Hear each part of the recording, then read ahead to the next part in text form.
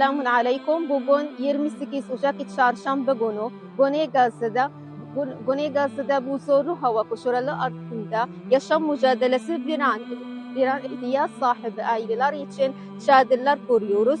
Bu çadır soğuktan koruyarak onlara güvenli bir barınak sağlayacaktır. Bir çadır sağlamak bir hayattır. Katkı sağlayan Türk kardeşimiz Caviye Göl'e en içten teşekkür ediyoruz. Ayrıca özel olarak Hilali Ümmü Derneği halkımıza sürekli destek verdikleri için teşekkürlerimizi sunuyoruz. Allah hepinizden razı olsun. İyiliğinizi çoğalsın, bereketini artırsın. Her zaman bağışta bulunmaya davet ediyoruz. Teşekkür ederim.